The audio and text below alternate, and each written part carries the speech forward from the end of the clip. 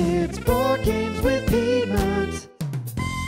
Welcome back, gamers. Today we'll be checking out the dice game Marvel Dice Masters Avengers vs. X-Men by WizKids, which is a kind of a mix of Dominion and maybe old school Magic, where you're taking superheroes and supervillains and fighting against each other, building a bag of dice and throwing cards at each other. Let's check it out.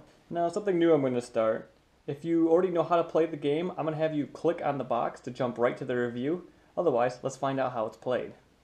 Right, inside of Avengers vs. X-Men, Marvel Dice Masters, we will find one very large rule book that explains everything you need to know. It is in full color, so that's very nice. Crack open this, and you'll have two paper, I don't know what these are, hyperventilation bags. Just kidding, this is what your dice go into, so that it's random. Two of those.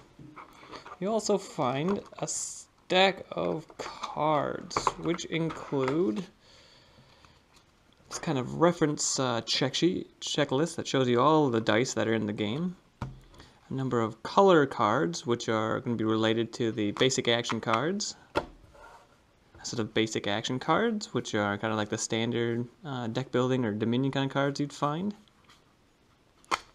Then a set of 3 of each of the included superheroes. We have Hulk, Thor, Iron Man, Captain America, Spider-Man, Storm, Beast, and Human Torch. And then of course, you have a bunch of dice! For the dice in the game, the majority of the ones you can get are these sidekick dice, which are just basically basic energies or these pawn tokens, like basically 1/1 creatures for free. That's the majority of them, and it's nice that they come in this basic set. You grab one of these and you can play with your buddies. Also, there are 4 sets of these colored dice, which I said pertain to those colored cards and the basic actions. These let you take specific actions like throw car or shoot a laser beam or stuff like that. You also have 2 of each superhero. We have Spider-Man, Human Torch, Storm. These are the Iron Man dice. We've got Captain America, and a couple Thor dice, Beast, and the Incredible Hulk. The goal of Marvel Dice Masters is to make a team of superheroes and kill your opponent. You do this by basically building dice into your bag and randomly getting them out, using the energy on some of the dice to bring them into play and attack your opponent. Kind of 3 different ways you can play it. The base game, each person gets 2 people and 10 life. There's kind of a basic game where each person gets to pick 6 superheroes and they have 15 life. And then there's this kind of, I guess, tournament setup where each player gets 8 superheroes and they have 20 life. Now, because the base starter set only comes with enough characters to play the very intro level game, that's kind of what I'm going to show you. I printed off these these player mats off the internet. They have one basically inside of the rule book, but the game's a little complicated and it's kind of hard to follow the flow of where all the dice go unless you have one of these. They sell really nice versions of these in the stores, but since I can't find any more dice to even play the game to begin with, I don't really feel like paying the money to get a nice playing mat. So to start the game, each player is going to start with a bag of 8 of the sidekick dice. On your turn, you take 4 dice randomly from the bag. 1, 2, 3, 4, and give them a roll. Here, you can re-roll 1 time any of the dice, and to start the game, maybe I want some more energy, so I'm going to re-roll these 2 pawns. And I end up with 2 lightning energies and 1 fist energy and 1 pawn. Now, if you can see on my character cards, Captain America and Hulk cost 4 and 6, and they also have the little icon, a fist and a shield. So Captain America needs 4 energy, one of them being a shield. Hulk needs 6, one of them being a fist. I can't purchase either one of my dice from here. So we also have some of the generic action dice that I can purchase. On here they have numbers just based 4, 2, and 3.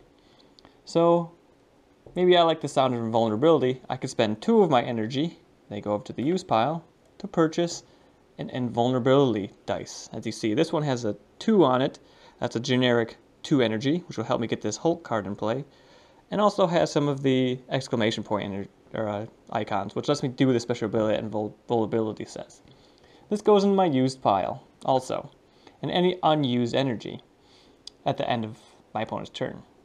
My pawn is actually a unit that can help me attack and block, and he costs 0. Up in this corner is the cost.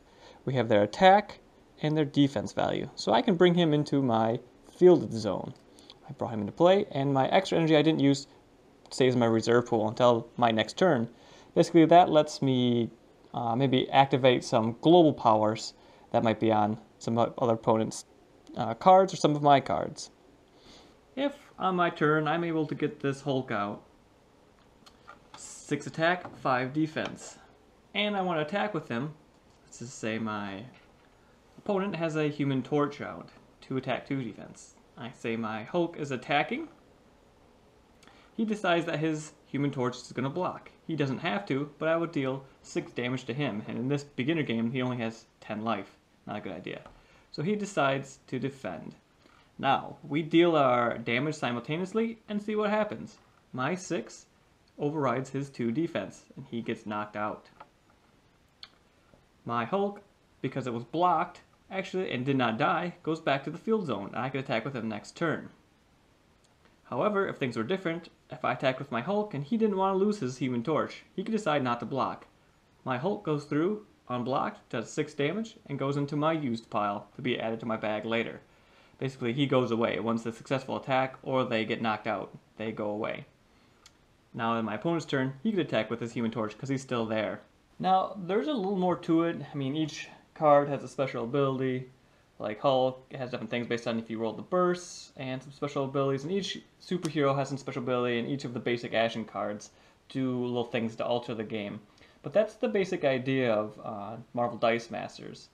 Now, it seems pretty easy, but there's a lot going on about when does this dice go into my bag, if it's knocked out, when does it go to my used pile, etc., etc. And it's really handy to have these little playing mats, but they don't necessarily come with the game, and you have to spend extra money to get them. So, for a score of fun of Marvel Dice Masters, I gave it a score of 8. I'm a bit of a comic book nerd, and I love dice, so it's fun to get these two things together and fight Thor versus Beast and see what happens with these little dice. And it's fun to pull them out of the bag and to make your little initial team. So I gave it a score of 8. It is really fun to play the game, but it is hampered by some other stuff. For strategy, I gave Marvel Dice Masters a score of 6. There are choices to make. Am I going to re-roll these dice? Am I going to take the throw card versus invulnerability dice? Which people am I going to use in the beginning? But at the same time, you're rolling dice. So there is a little bit of randomness in there. And sometimes you can really be hamstring by not rolling the character. You have that Hulk dice in your bag, but every time you roll it, you just get the energy sides. Or when you do roll the character, you don't have enough energy to summon him. So things can really go poorly just for a little bit of randomness bits in there, which pulls the strategy aspect down for me. Ease. I actually gave this game a score of 2 for ease. I went over it fairly quickly because the basic mechanics are there, but you really need the playmat to kind of know where things are going. There's a lot of timing issues where you try and figure out, is this happening right now? Does this go to my bag? Do I keep it in my hand? And each of the cards has its own unique abilities and special abilities, and there are some burst symbols on some dice and not on others. And kind of figuring out what everything is going on in the middle of a game takes me a little while. I have to refer back to the instructions quite a bit, actually. Replayability, I gave Marvel Dice Masters a replayability score of 4. This is highly replayable. There are boosters that you can go and buy to get more characters. You can make new teams. There's different levels of play. They're even trying to do a lot of tournament play with this, so there's always a reason to come back and play it again.